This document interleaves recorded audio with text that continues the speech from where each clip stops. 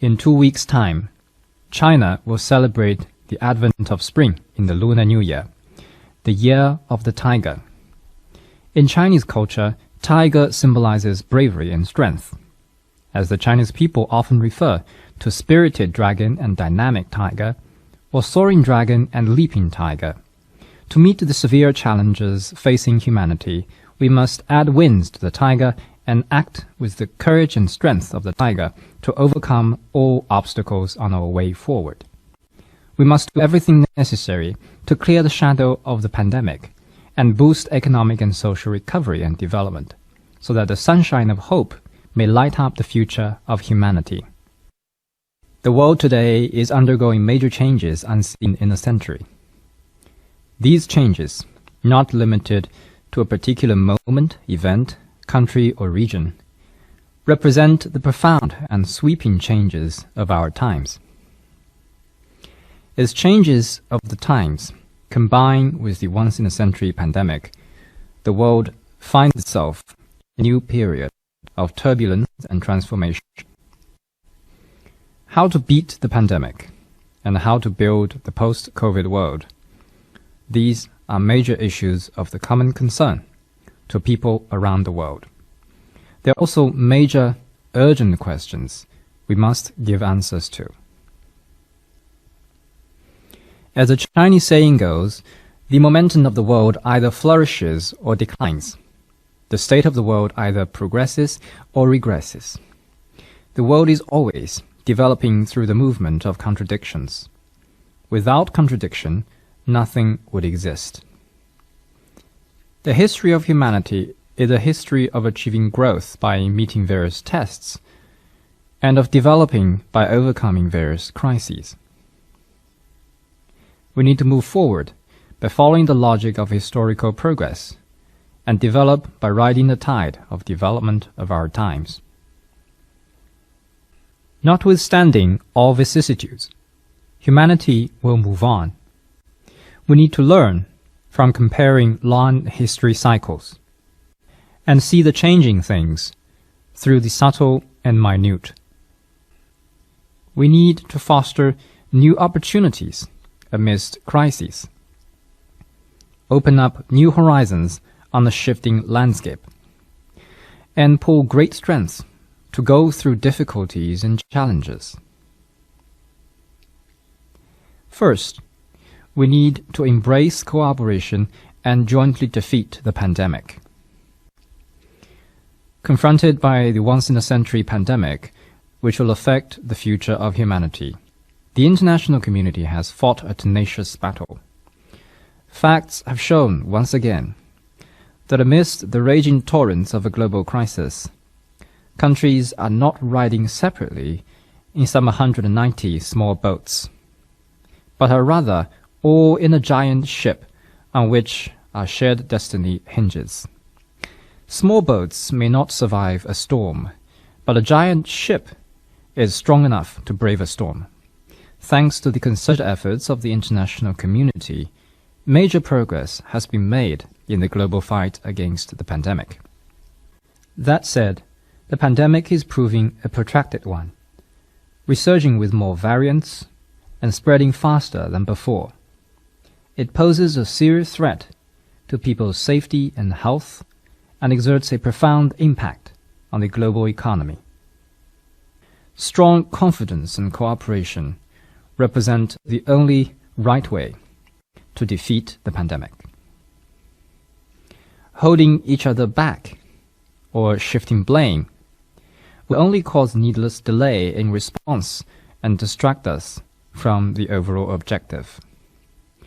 Countries need to strengthen international cooperation against COVID-19, carry out active cooperation on research and development of medicines, jointly build multiple lines of defense against the coronavirus, and speed up the efforts to build a global community of health for all.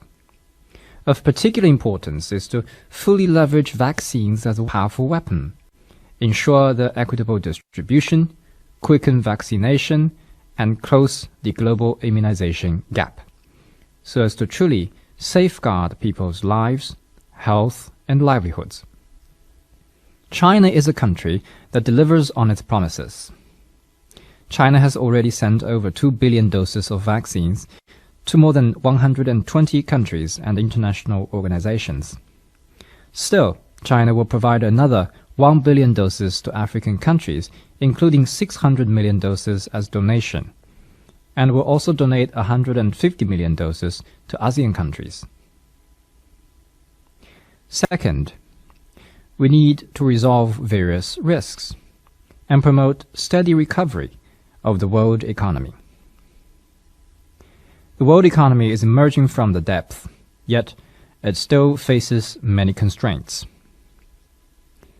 The global industrial supply chains have been disrupted. Commodity prices continue to rise. Energy supply remains tight. These risks compound one another and heighten the uncertainty about economic recovery. The global low inflation environment has notably changed, and the risks of inflation driven by multiple factors are so. If major economies slam on the brakes or take a U-turn in their monetary policies, there would be serious negative spillovers.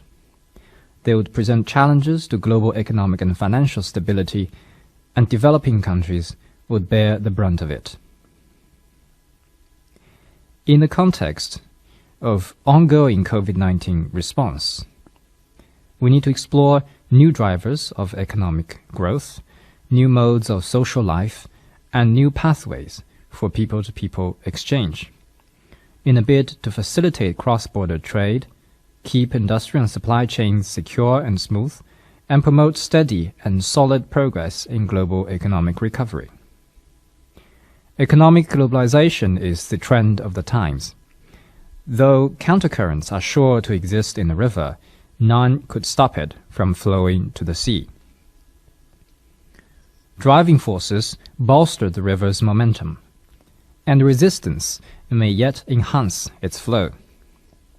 Despite the countercurrents and dangerous shoals along the way, economic globalization has never and will not veer off course. Countries around the world should uphold true multilateralism. We should remove barriers, not erect walls. We should open up, not close off. We should seek integration, not decoupling. This is the way to build an open world economy. We should guide reforms of the global governance system with the principle of fairness and justice, and uphold the multilateral trading system with the World Trade Organization at its center.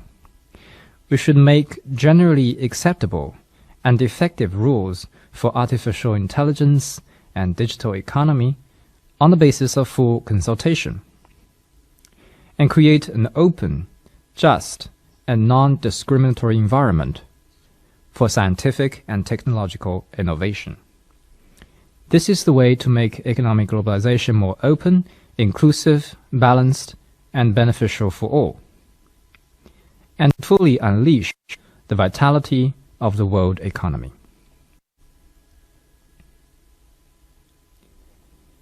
A common understanding among us is that to turn the world economy from crisis to recovery, it is imperative to strengthen macro-policy coordination.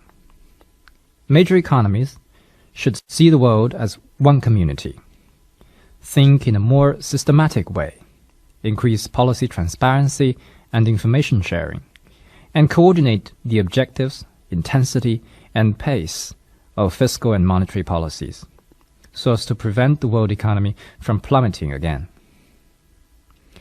Major developed countries should adopt responsible economic policies, manage policy spillovers, and avoid severe impacts on developing countries.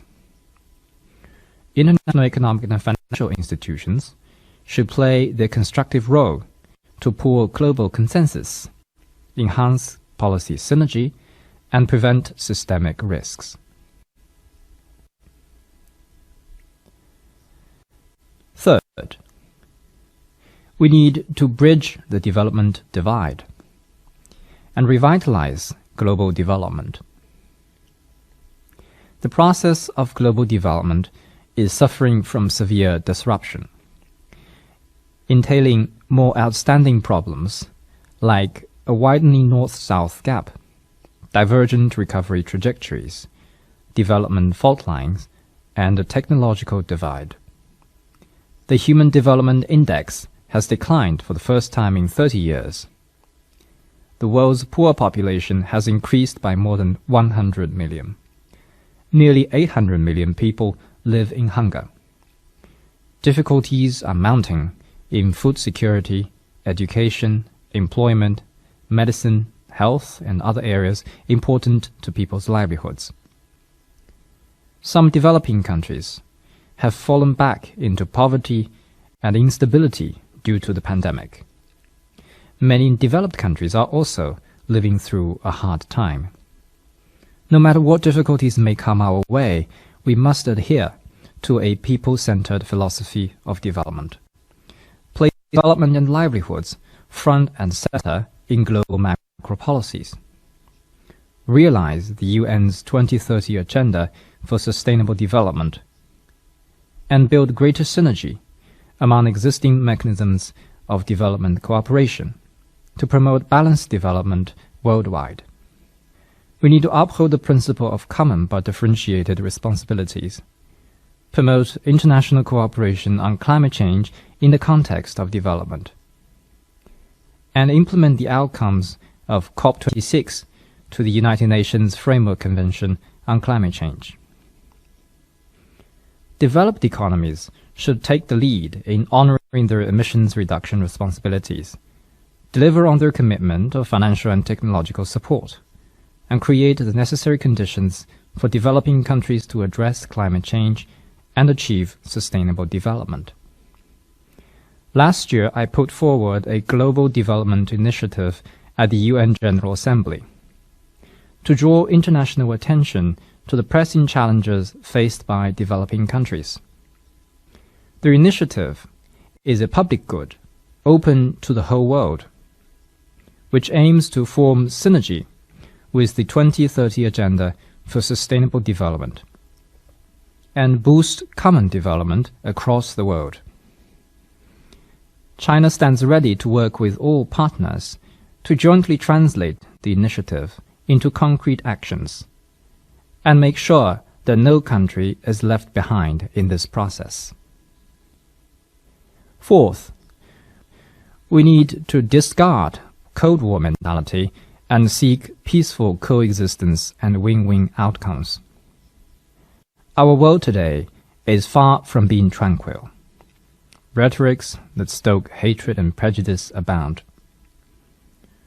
Acts of containment, suppression, or confrontation arising thereof do all harm, not the least good, to world peace and security. History has proved time and again, the confrontation does not solve problems. It only invites catastrophic consequences. Protectionism and unilateralism can protect no one. They ultimately hurt the interests of others as well as one's own. Even worse are the practices of hegemony and bullying, which run counter to the tide of history.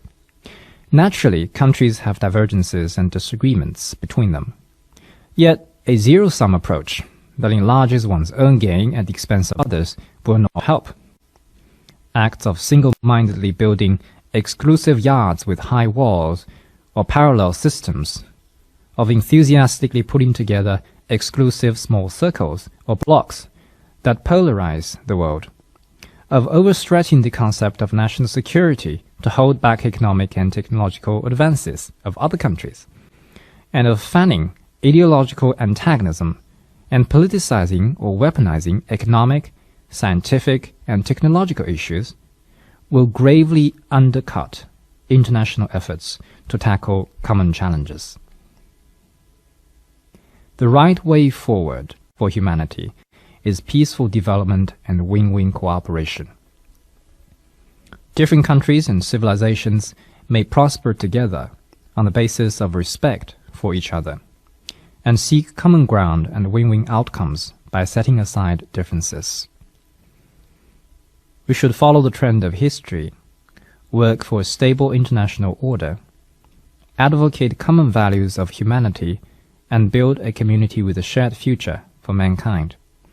We should choose dialogue over confrontation, inclusiveness over exclusion, and stand against all forms of unilateralism, protectionism, hegemony, or power politics. Ladies and gentlemen, friends, last year, the Communist Party of China celebrated the 100th anniversary of its founding. Through a century of tenacious struggle, the CPC has rallied and led the Chinese people in accomplishing remarkable achievements in the advancement of the nation and the betterment of people's lives.